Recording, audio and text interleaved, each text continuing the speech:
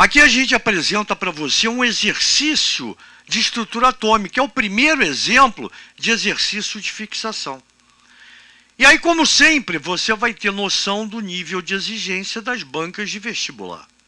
E aí o enunciado diz, sobre a ocorrência natural do elemento químico oxigênio, é correto afirmar que, e aí ele me dá, antes de continuar, 3 átomos de oxigênio. A mistura desses caras vai formar o elemento químico oxigênio. Quando você fala no oxigênio, você está falando na mistura desses caras aqui. Aqui não, aqui são átomos específicos. E como é que eu sei que são diferentes? Pelos diferentes números de massa. Lembra que quando eu represento um átomo, o número que vem em cima, tanto faz à esquerda ou à direita, é o número, indica o número de massa, que nada mais é do que, representado por A, a soma das partículas nucleares, prótons e nêutrons. Bem, como eu estou falando do elemento químico oxigênio, que é a mistura deles, se esses caras formam um único elemento químico, claro que eles obrigatoriamente têm que ser isótopos. O que é isso? Quando eu vou na tabela periódica, eu vou ver que o número atômico do oxigênio é 8. Então, se isso aqui é oxigênio, o número atômico dele é 8. Se isso aqui é oxigênio, o número atômico dele é 8. Se isso aqui é oxigênio, o número atômico dele é 8. Portanto, sempre que um átomo pertencer ao mesmo elemento químico, e aí, para resumir, tem o mesmo símbolo, tem o mesmo número atômico, são isótopos. Está aqui, olha a representação do átomo aqui. 16,8, massa e número atômico. 17,8, massa e número atômico. 18,8, massa e número atômico. Muito show, né?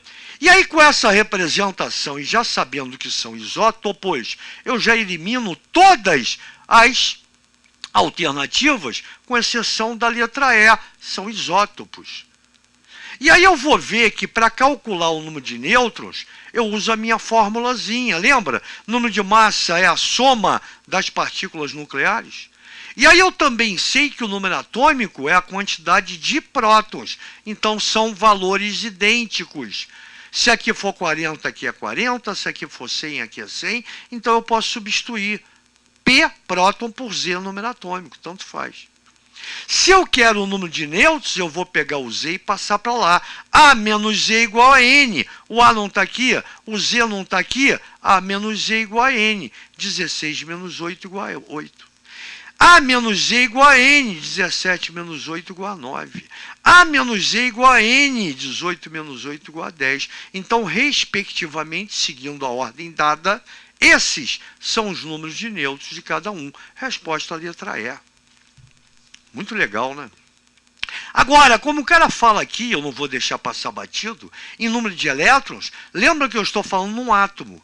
E átomo, ele obrigatoriamente tem que ser eletricamente neutro. Isso quer dizer que o número de prótons, partículas positivas, carga nuclear, tem que ser igual ao número de elétrons, partícula negativa, carga eletrônica, eletrosfera.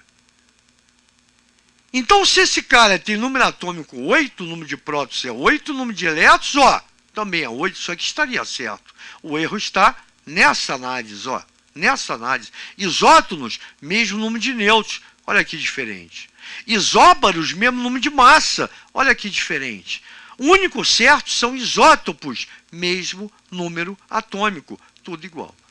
Show de bola, né? Só que não acabou, sabe por quê? O nosso foco é em relação à tua base e ao fundamento da matéria que você está analisando. Então, já que a gente está falando no elemento químico, não estou falando nos átomos agora, e sim no elemento oxigênio. Primeiro, ele é o terceiro elemento mais abundante no universo. Lembra que quando a gente começou a estrutura atômica, eu falei que o hidrogênio é o mais abundante no universo, porque é ele que forma as estrelas. Isso quer dizer que o hidrogênio se funde a outro núcleo de hidrogênio, ou seja, uma fusão nuclear é uma reação nuclear. e produz calor, produz energia. Por exemplo, a energia que você recebe da nossa estrela Sol nada mais é do que uma fusão nuclear. Átomos de hidrogênio se fundem, formando o átomo de hélio. Portanto, se o hidrogênio é o mais abundante, o segundo é o hélio. E o terceiro, é o nosso amigo oxigênio. Isso quando a gente fala de universo. Quando a gente vem para a Terra, ar atmosférico, 21% é de oxigênio, O2, gás oxigênio. 78% gás nitrogênio, N2. E 1% dos demais gases. Já na crosta terrestre, 49,8% é de oxigênio, ou na forma de óxido, exemplo, água, H2O, hidrogênio ligado ao oxigênio.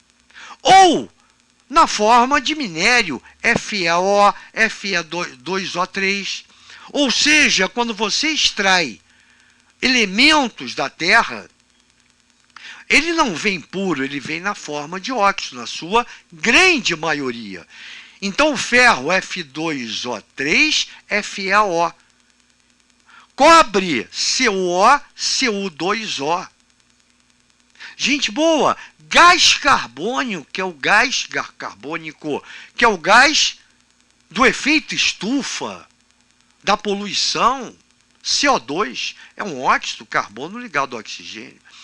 Então você vai ver que a nossa crosta terrestre, 49,8% é de oxigênio e mais 21% da atmosfera. Então ele é o elemento mais abundante no nosso planeta. Show de bola? O resto sobre oxigênio a gente vai entregando quando a gente começar a ver outros tipos de matéria, de tópicos, né, no nosso primeiro volume. Valeu? Daqui a pouco a gente está de volta, gente boa. Grande abraço.